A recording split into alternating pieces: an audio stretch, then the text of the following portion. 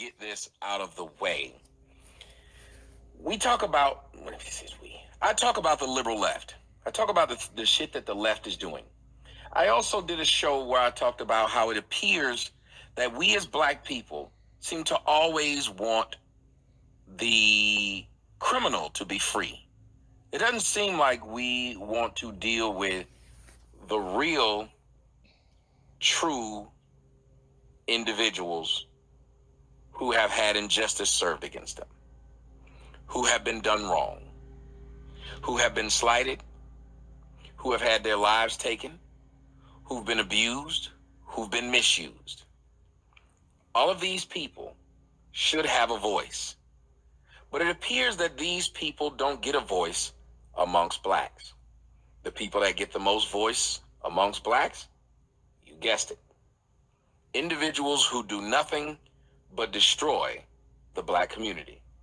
And I'm going to talk on one of those individuals right now. And again, guys, if it does not work, thank you, Dennis. If it does not work, I'm going to reload this right after it because I'm recording it on my end. It'll be perfect. It'll be whatever. I really don't know what's going on with this. I reset it. I did everything I could. Now all I got to do is do a show and let's just see what happens.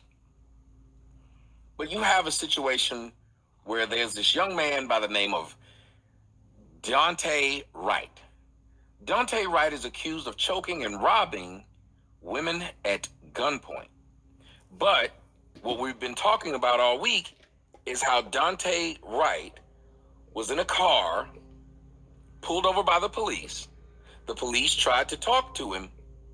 As they tried to talk to him, they then tried to arrest him. Dark Knight said they gave that boy over $600K on GoFundMe. It's insane.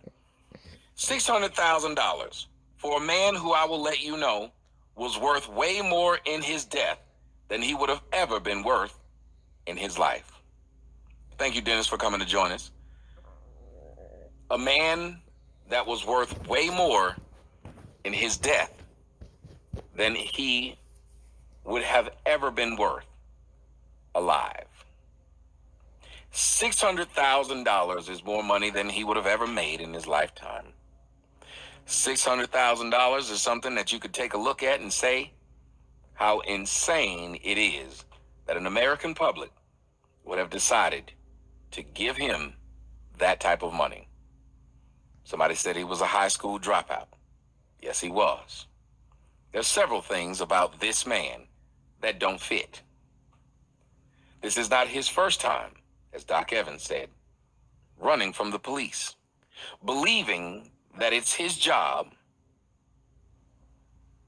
to flee and to do things completely wrong.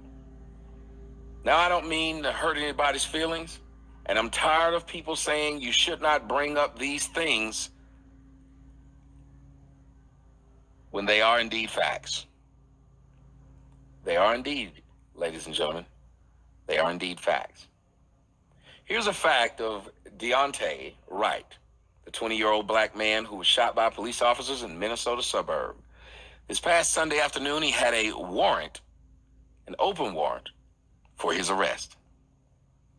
Now, Fox News and several other these places are trying to play the game. And I just want you guys to see something before I go into what it is that I want to go into. Fox News got this black dude on Fox News, and this nigga look I don't know. I mean, just sticking a nigga up here doesn't, I don't know. Like, when we believe, well, since they got a black guy, then it's got to be fair coverage. But then when we see the black guy on Fox, we turn around and say, well, it's a black guy on Fox, so he ain't really black. But let's take a listen to this black dude on Fox. Hello, I'm Lawrence Jones, and tonight Minnesota braces for more violence in the wake of the death of Daunte Wright. This nigga look like a cross between Chris Rock and that heel guy, but he looked ridiculous. Now I want y'all to hear how horrible he sounds. Like they hired this nigga off the street. Little 48 hours since Wright was killed, and the officer who shot him and Brooklyn Center's police chief have resigned. Businesses in the greater Minneapolis region have been destroyed and looted. We'll have an update on the ground for you in moments, but first, I have to be honest with you. This is a difficult topic for me for many Jesus Christ. Who is this nigga? reasons. I'm a young black man in America who grew up wanting to be a cop. When I was a kid, my friends and I would play cops and robbers. And I was always the cop. I was a police explorer, and I eventually went on to college to major in criminal justice. I have nothing but respect for the profession. I know how hard their job is. I know the stakes. I understand the inherent danger that comes with being a cop. But sadly, I also know what it's like to have a negative experience with a police officer. I personally understand how experiences like that can lead to fear and distrust. And look, I'm not killing the messes. alone and feeling this way. We all have stories like Senator Tim Scott.